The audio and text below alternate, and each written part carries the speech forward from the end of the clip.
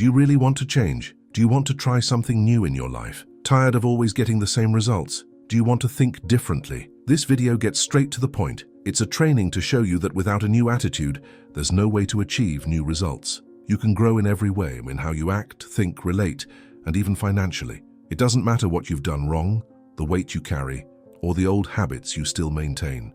Here you will realize how small everyday choices can completely transform your inner world. When you learn to control your thoughts, your words, and your actions, you gain the power to change everything around you. The Stoics already knew this. More than 2,000 years ago, destiny only changes after the mind changes. Now stop and think. Who would you be if you had more self-confidence? What would your daily life, your decisions, your results be like if fear stopped holding you back and became the force that pushes you forward? From today onwards, you will understand how to put every part of your life in order, your mind, your heart, and your focus, to live with more clarity, calm, and direction. So, make today your turning point, because nothing truly changes until you choose to change. Let's go. 1. The responsibility is yours. You don't live at the mercy of luck. Nothing in your life happens completely by chance. Everything that comes your way carries a hidden choice, and that's where both your power and your freedom reside. But it's easy to forget that. When something goes wrong, the mind races to find someone to blame.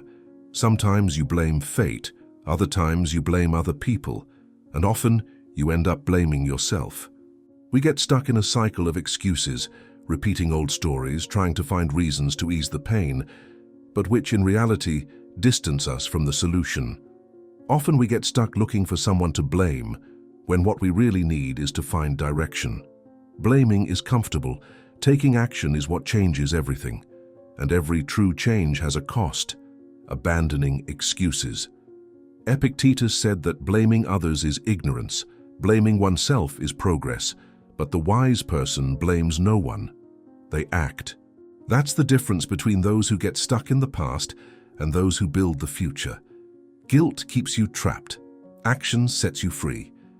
Guilt is the weight of those who only observe their own lives from afar. Action is the courage of those who return to the center and take command of their own path. Taking responsibility isn't about carrying a burden, it's about regaining control. It's about remembering that, however challenging the situations may be, there's always something that depends solely on you, your attitude, your response, your way of thinking and acting. Responsibility is the purest act of freedom. It is saying to yourself, I can't control everything, but I can decide what I do with what I have. Many people spend their lives waiting for something to change: their partner, their job, the weather. But destiny only truly changes when you change yourself.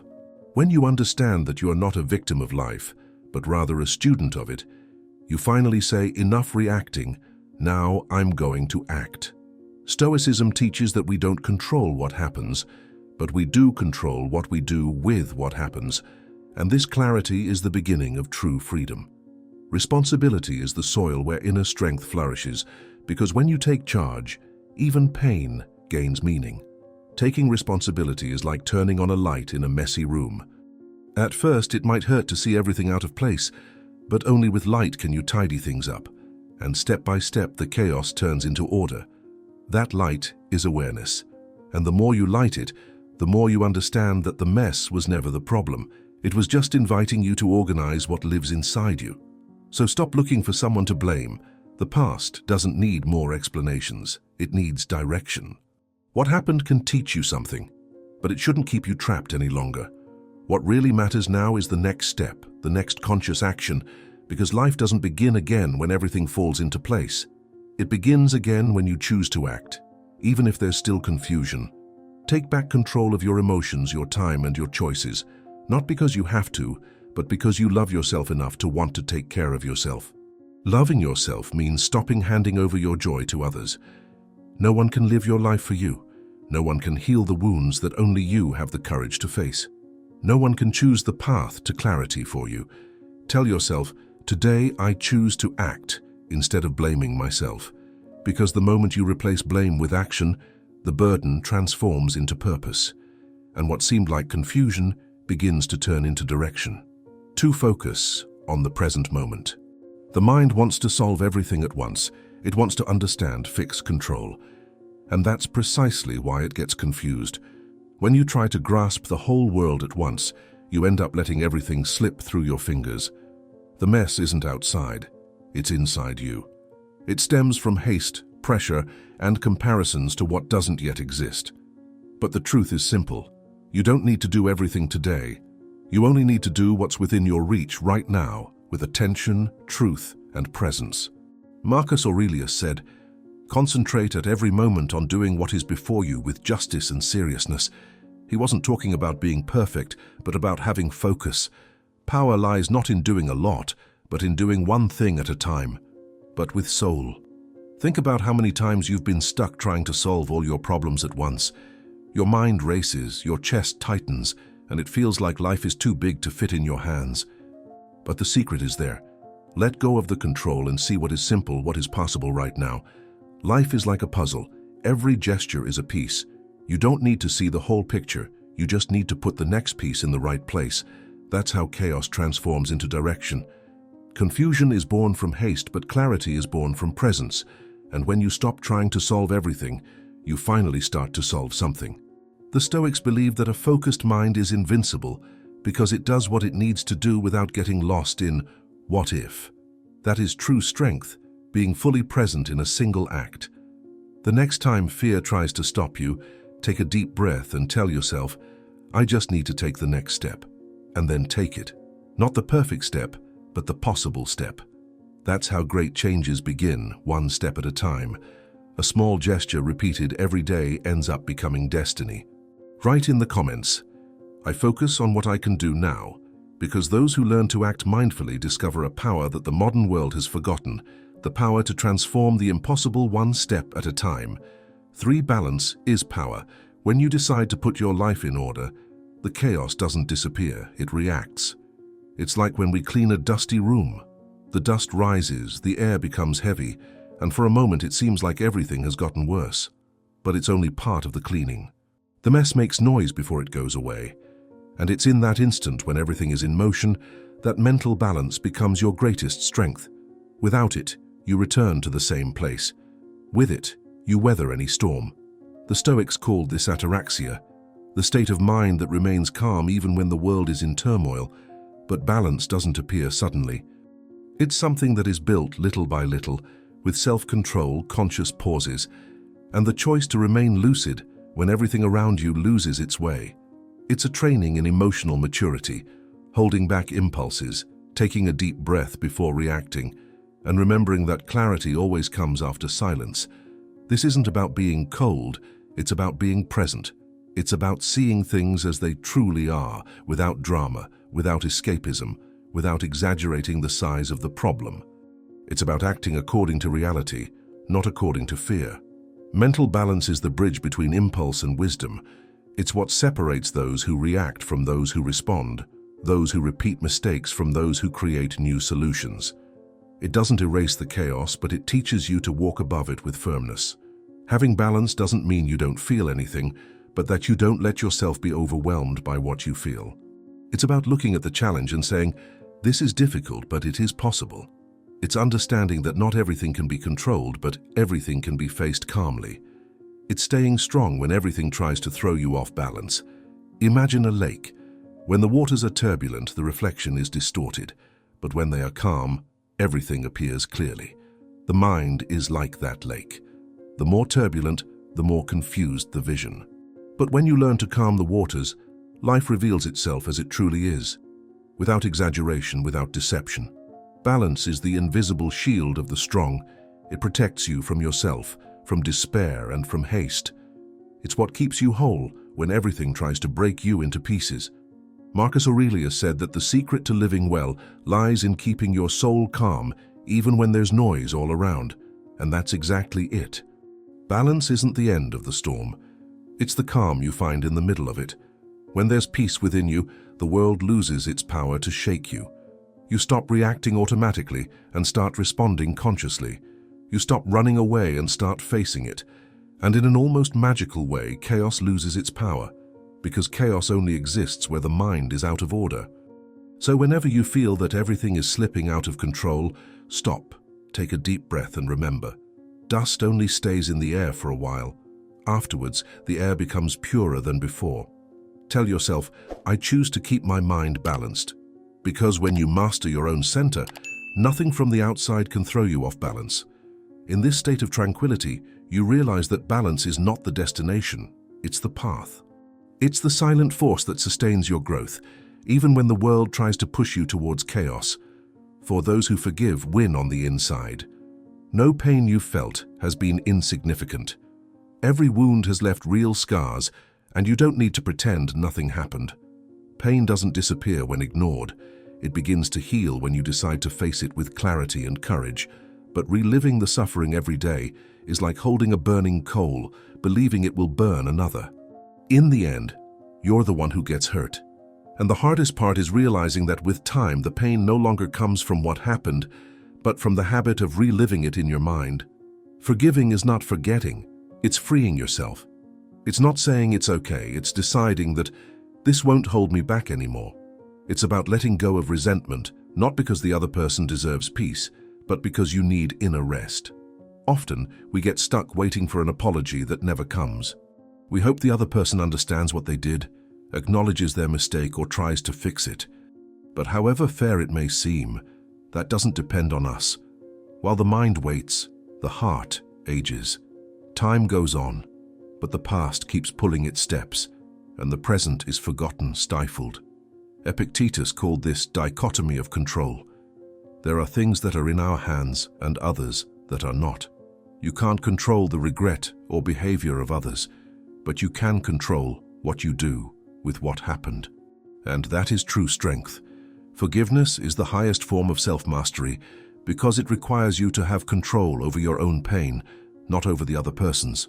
As long as you don't forgive, you remain trapped in what's already over. It's like walking with an iron ball tied to your feet, carrying a weight that the other person may not even remember anymore. And the saddest part is that this chain isn't outside. It lives inside you, tied to the memory, to the emotion that repeats itself every time you try to understand what has already happened. To forgive is to say, I'm letting go of this chain, not because the other person deserves it, but because you deserve to breathe again. The peace you seek isn't in hearing, I'm sorry, it's in choosing to move forward. It's the moment you stop asking for justice and start longing for freedom. Think about how many times you've missed out on the present while waiting for the past to change. How many beautiful opportunities have you let slip away because you were still holding on to the pain of something old? Resentment puts a veil between you and life. It makes you see the present through the colors of what's already gone. And as long as that doesn't change, nothing truly new can flourish. This feeling becomes a prison, but it's a prison with open doors. But it is you who needs to walk through the door and leave. Marcus Aurelius said that the best revenge is to be different from the person who hurt you, and that's exactly what forgiveness does. It lifts you above the pain that struck you. Forgiveness doesn't erase what happened, but it changes the way you see the past. It transforms pain into learning, loss into strength, and memory into gratitude for the growth it brought you. Now, look inside and acknowledge the chains that still bind you. Take a deep breath and say to yourself, I have the key, and from today I set myself free. Because forgiveness doesn't change what has already happened, but it changes the weight that the past has on you. And when that burden finally falls away, what remains is lightness, clarity, and the freedom to start anew whole inside. 5. Don't live half a life. Nothing broken, nothing forgotten, nothing pending within you. True harmony begins when the outside matches the inside, and what is inside finally finds rest. The Stoics taught that living well is paying full attention to the present moment. Marcus Aurelius said, before each action, ask yourself, am I doing this with soul? This is the heart of order, being fully present in every gesture, awake in every choice, committed to the present, as if each action were a tribute to life itself. Order is not rigidity, it is respect. It is the calm care of someone who understands that everything left aside will one day exact its price. It's not about being perfect, but about being present. Life begins to align When you decide not to leave loose ends. When you stop putting off until tomorrow what already weighs you down today.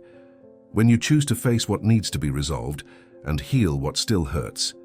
It is at this moment that maturity is born. When you understand that each pending issue, emotional or material, is a closed door that prevents your progress. Look around. Everything that's disorganized out there is a reflection of what's become chaotic inside you. A messy closet, a promise you forgot, a conversation you haven't had yet. These are small cracks through which your energy escapes. And the more you postpone it, the heavier the air becomes, and the further away lightness gets. But every time you clean, tidy, or finish something, a part of your chaos calms down. External clarity restores inner strength because order is not just appearance, it's energy, it's soul, it's the reflection of a mind that has regained control of its own life. Putting something in order is like being born again. It's saying in silence, I still care about myself. Start with the small details. Close cycles. Fix what's broken. Forgive what's stuck in time. Replace forgetfulness with presence, haste with intention, carelessness with awareness. And above all, be fully present in each moment, because total attention transforms even the simplest gesture into something sacred. Order is a prayer without words. Every aligned action is a sign of faith in one's own path. The Stoics knew that an organized life brings peace of mind, and that whoever masters their own space also masters their own thoughts. Marcus Aurelius wrote that the soul takes on the color of thoughts, and when thoughts are clear, the soul expands. Therefore, cleaning, tidying, and restoring is not just putting the house in order, it's restoring brilliance to the spirit. So, ask yourself today, what in my life is asking to be fixed? What needs attention, care, a new beginning? And go ahead. Start. It could be a simple gesture, a small object, a choice that's been stuck in time. Every move you make is like saying to the universe, I am prepared for the new. Tell yourself, today I choose to organize my life, because when nothing is missing, everything starts to fall into place, and life finds the space it needs to give you back double what you offer. Life always favors those who prepare, and being prepared means this, leaving no gaps, neither outside nor inside. 6. One day without complaining changes everything. Try spending just one whole day without complaining. It sounds simple, but it's one of the most powerful exercises there is. Complaining doesn't improve the world, it changes you, and always for the worse. Every time you complain, even without saying it aloud, your brain understands that the world is a bad place. It starts to adjust to this, creating connections that stem from fear, anger, and feelings of weakness. And the more you repeat this pattern, the more it becomes your automatic way of feeling. It's as if, with each complaint, a crack appears inside you. And little by little, the foundation that supports you breaks down without you realizing it. Science calls this negative plasticity, the brain adapting to the habit of complaining. But the Stoics already knew this more than 2,000 years ago. They said that every thought is a tool that can build or destroy, and that the word is the most powerful instrument of the soul. It can heal or poison the space where you live. Marcus Aurelius wrote, "If the dish is bitter, don't eat it." And he also said, "Do not be a listener to the complaints of others, nor an echo of your own lamentations." Because the problem with complaining isn't the sound, but the energy it carries. It doesn't disappear when you finish speaking. It stays inside you like smoke contaminating the air. Little by little, it poisons your thoughts, your body, and even the way you see life. Over time, the world ceases to be what it truly is and begins to reflect what you repeat, as if the brain learns to see everything through the filter of lack. So try this. Choose a simple object. It could be a coin, a ring, or a watch, and every time you catch yourself complaining, move that object to a different place. At first, it will seem like a game, but you will soon realize how addicted the mind is to complaining and how this addiction steals your energy, distancing you from peace, clarity, and gratitude. This practice makes the invisible visible. You begin to feel the weight of each word and understand that complaining is like throwing ashes on your own fire. The flame goes out, and life loses its shine. Life follows invisible laws, and one of them is compensation law. Everything you send out comes back to you in some way, creating balance in the universe. Those who complain attract more reasons to complain. Those who are grateful attract more reasons to be grateful. The energy you transmit is the invitation the universe accepts. Complaining is noise. Gratitude is harmony. And when you change your frequency, everything around you begins to align. Calmness, intuition, and even good opportunities seem to find an easier path to you because deep down, you stop resisting and start receiving again. So, try living an entire day without complaining. Just one day, observing, accepting, and acting with tranquility. Replace, "Why did this happen to me?" with "What is this trying to teach me?" Replace judgment with curiosity. Replace lament with presence. You will feel the silence growing within you, and along with it, a new peace. A peace that has been sleeping for a long time is beginning to awaken, because when you stop giving power to the noise, what is true begins to manifest again. Write here in the comments, "Today I choose the silence that strengthens me, not the noise of complaining." Because when you decide to stop complaining, the world that once seemed lifeless begins to shine again with the colors of your conscience. But there's something important to understand. If you've been trying for a long time to step out of your comfort zone and learn more, but haven't been able to, there might be something you're not aware of. I know what it might be. Anxiety. Anxiety is like a snake that creeps up silently and affects you without you even realizing it. It leaves you feeling unwell for days, months, and even years. Living like this is like being sick all the time. But I know a solution. Stoic philosophers, along with modern psychology, have a way to help you get rid of it. I managed to cure myself of this anxiety. I made a video explaining how you can get rid of this problem, and it's in the first comment. Click the link in the first comment and start healing yourself from this feeling of anxiety. 7. Never forget your worth. Doubt is one of the most disguised forms of self-sabotage. It comes disguised as prudence, seems like humility, sounds like maybe I'm not ready yet. But deep down it's fear. Fear of being yourself. Fear of recognizing your strength and no longer knowing how to hide behind weakness. It's easy to admire others. It's natural to believe in their talent, words, and victories. But when it's your own voice speaking, you stop. You overthink, hesitate, postpone, and act as if you need an invisible permission to follow what your heart has already decided. At times like these, your mind rushes to silence you, and without realizing it, you distance yourself from yourself. You start following advice that doesn't align with your truth. You seek approval where there is no meaning and begin to dim your own light to fit the ideas and demands of others. And that price is high. Every time you doubt who you are, a piece of your confidence breaks. The soul grows accustomed to asking permission to exist, and the fire that once burned brightly becomes just small sparks struggling to survive. But the truth is clear. Those who lack self-confidence end up living according to the beliefs of others. And the saddest part is that they begin to see their own lives through the eyes of those who never had the courage to change their own story. The Stoics already knew this. They taught that the wise man is the one who listens to his own reason, not the noise of outside voices. Marcus Aurelius said, "Look within, because the source of good is within you." And that's one of the most powerful truths there is. As long as you don't recognize your own worth, you'll keep searching outside for what only exists within.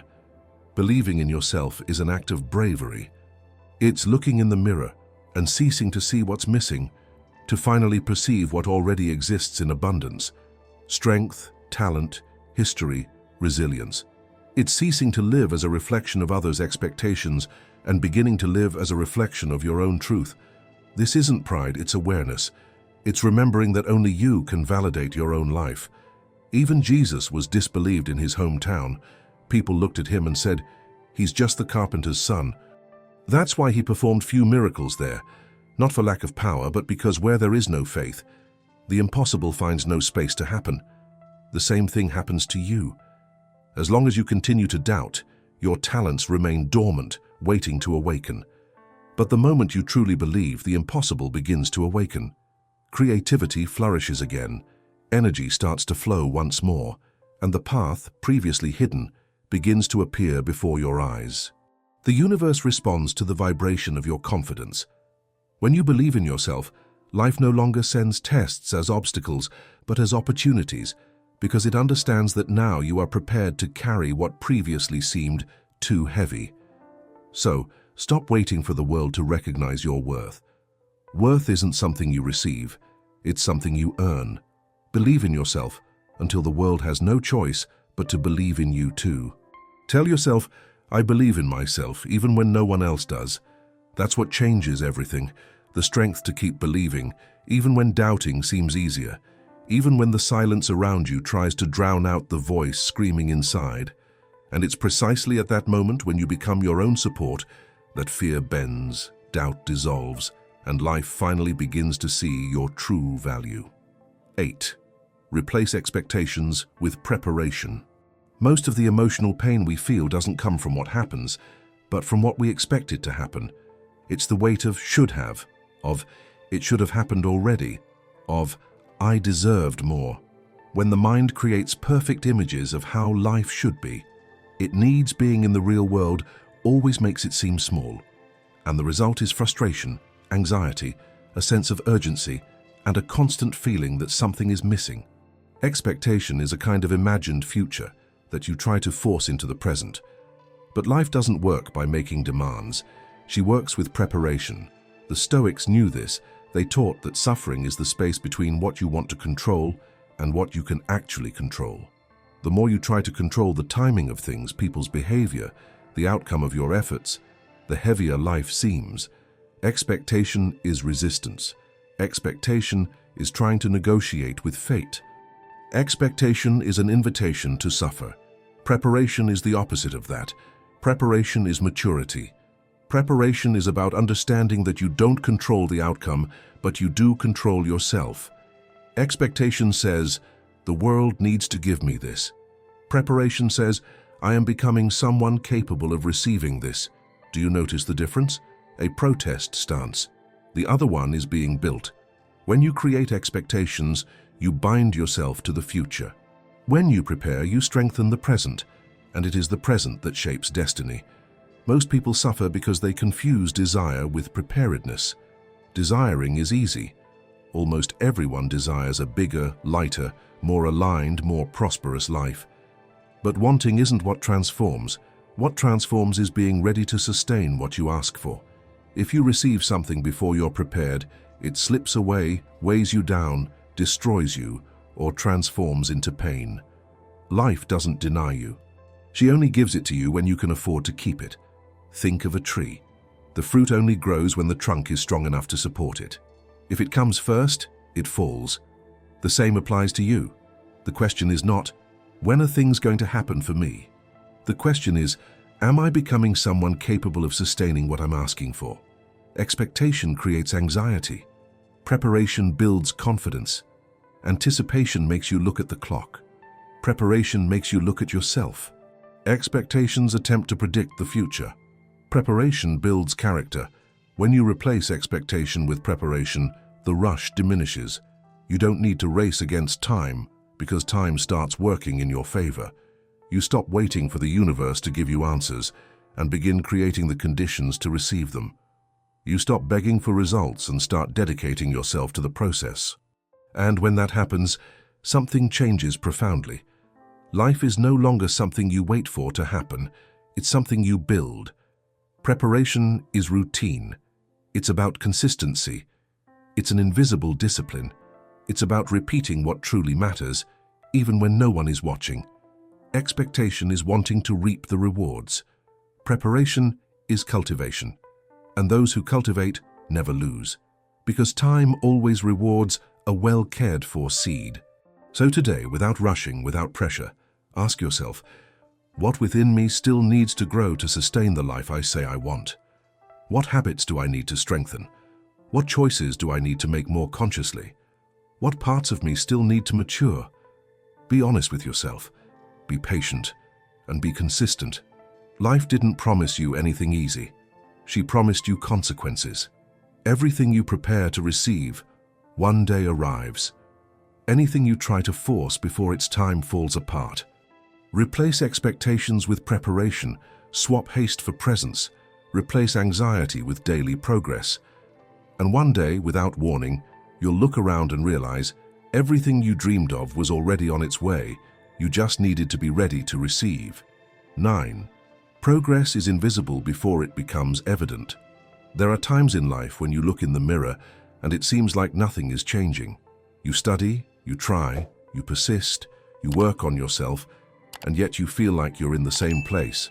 It's easy to believe that your efforts aren't yielding any results, but that's an illusion created by haste.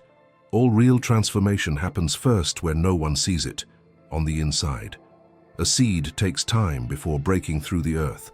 For weeks, sometimes months, it works in the dark, creating roots, seeking nutrients, strengthening itself so that one day it can appear to the world. But look from the outside. It seems like nothing happens. Those who don't understand the process might think the seed is weak, slow, or that it will never bloom. But those who know the rhythm of life know that what is essential grows in silence. You're feeling the same way. The restless mind craves immediate proof. You want clear signs that you're on the right track. You want quick results to fuel your confidence. But true confidence doesn't come from the harvest. It comes from the patience of planting. It's easy to believe when everything is going well. It's difficult to keep going when nothing seems to be moving forward. And that's where progress is being built. Marcus Aurelius said that nature never rushes anything, and yet everything gets done. The problem is that you compare yourself to the end of other people's stories, forgetting that they too had a formative period, a time when nothing was visible, but everything was taking shape. You see the achievements of others, but you don't see the sleepless nights, the mistakes, the tears, the silent attempts. You see the stage, but not the backstage, but it's behind the scenes that victory is written. Pay attention to what you are planting. Small decisions, micro-choices, discrete acts of discipline, silence when one could complain, forgiveness that releases energy, focus instead of distraction, daily practice instead of fleeting impulses. That is progress. But progress doesn't make noise. It is built on how you think before you act.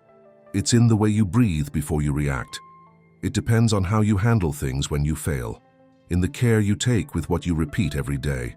There comes a moment when everything changes, but that moment isn't magical, it's a consequence. One day you wake up and realize you're calmer, clearer, more grounded, lighter. Nothing external has happened. It's you who has transformed. And when that inner change matures, the external world begins to follow, naturally, inevitably. It's like learning to see in the dark. At first, everything is confusing, but after a while, your eyes start to adjust, and suddenly, you can see what was always there. It just lacked clarity. Don't give up just because it hasn't bloomed yet. You're not late. You are growing on the inside. Haste makes waste. Maturity requires roots. And it is the root that sustains everything you want to experience.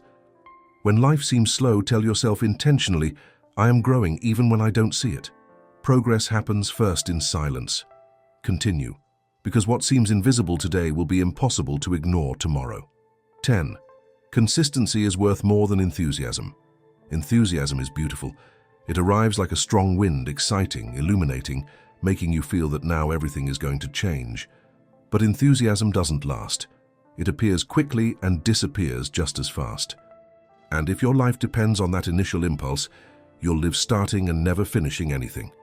True transformation isn't born from euphoria, but from constancy, that silent force that continues even when the glow fades. We've all felt it, the beginning of a new project, a new habit, a new dream. In the beginning, everything seems light.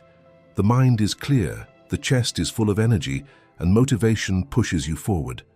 But after a while, the daily grind arrives. Tasks pile up. Tiredness sets in, enthusiasm disappears, and it's at this moment that many stop, not because they are weak, but because they haven't learned to walk when the road no longer seems so inspiring.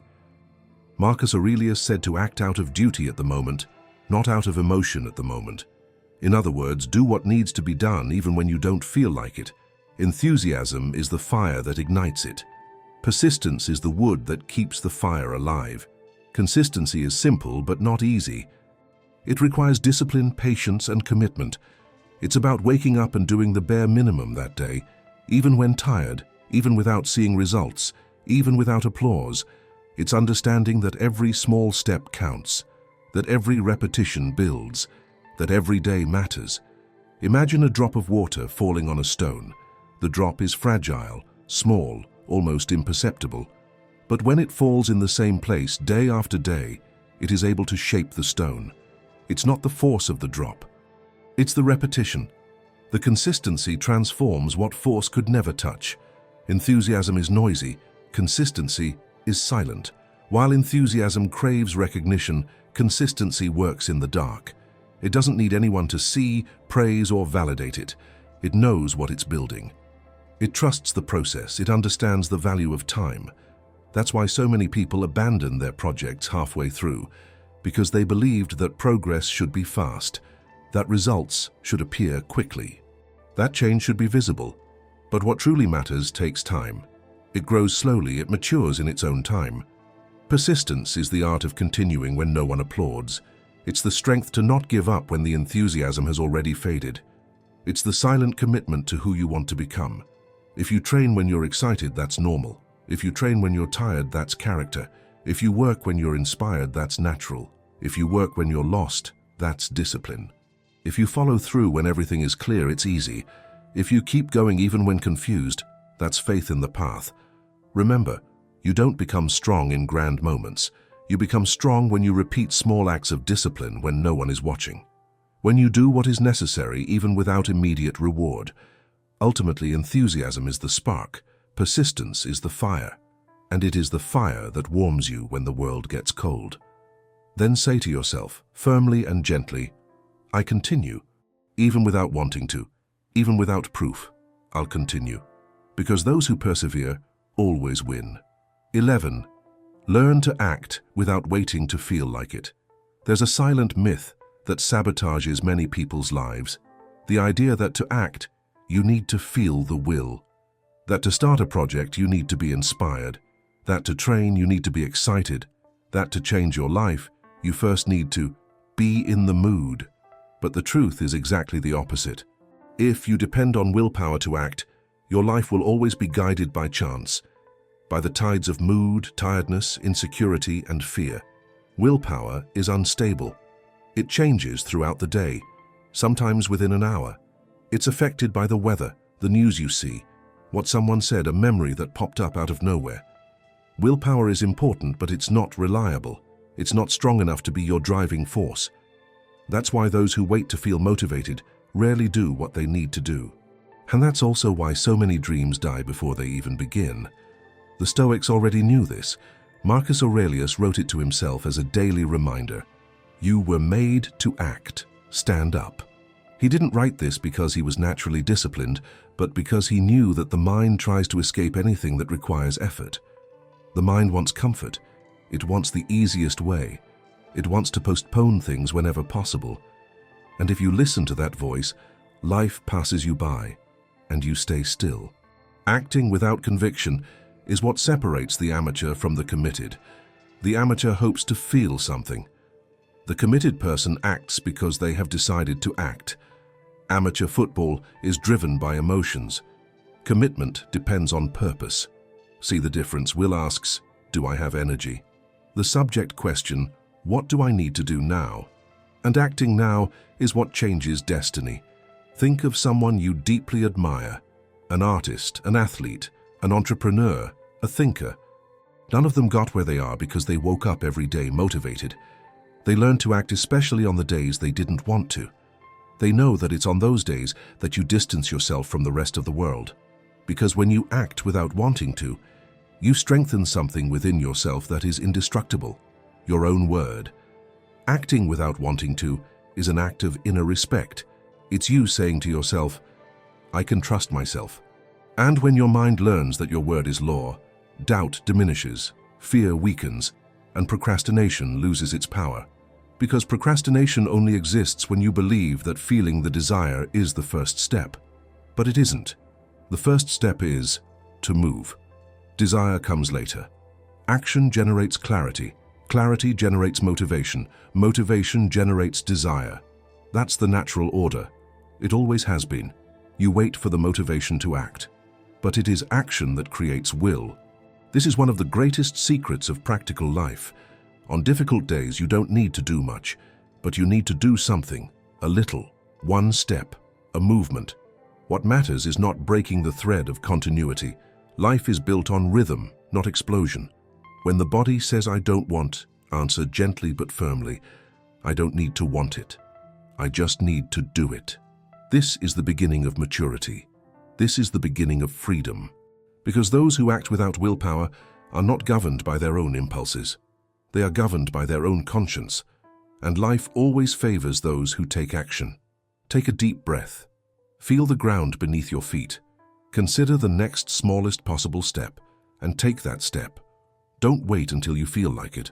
Follow. The desire will come later, like the natural shadow of someone who is already walking. 12. Take control of your story. There comes a time when you need to stop justifying yourself and start defining yourself. Life doesn't wait for those who live in doubt. Either you decide who you want to be, or you end up being the result of other people's choices. While you hesitate, time passes, situations shape you, and other people's opinions guide you, and without noticing, you end up living a life you never truly chose. But the power to change that story has always been in your hands. Epictetus said, "First tell yourself what you want to be, then do what is necessary." This phrase is more than just advice. It's a wake-up call. It's the moment you understand that it's not what the world did to you, but what you choose to do with what the world did to you. You are not a draft of the past. You're not made of mistakes, criticisms, or the expectations placed upon you. You are a work in progress, guided by your own conscience. You are what you choose to be from this moment on. You can continue doubting, seeking approval, trying to please and living in the shadow of others' acceptance. Or you can finally draw a line and say, "From now on, I am the one who defines my voice, the weight of my words, and the way I walk." The decision to become a better person is the first step towards freedom. Choose who you want to be, and life will adjust to that choice. When the mind gains direction, the universe understands the command and begins to act accordingly. Doors that seemed locked open, the right people appear, and what once seemed impossible begins to move. This is not luck, it's inner coherence. When you align yourself with your truth, everything that doesn't match it disappears. Choose strength instead of fear. Choose discipline instead of discouragement. Choose calm instead of chaos. And above all, choose to be true to yourself, even when no one understands your path. Be the kind of person your future self would be proud to know.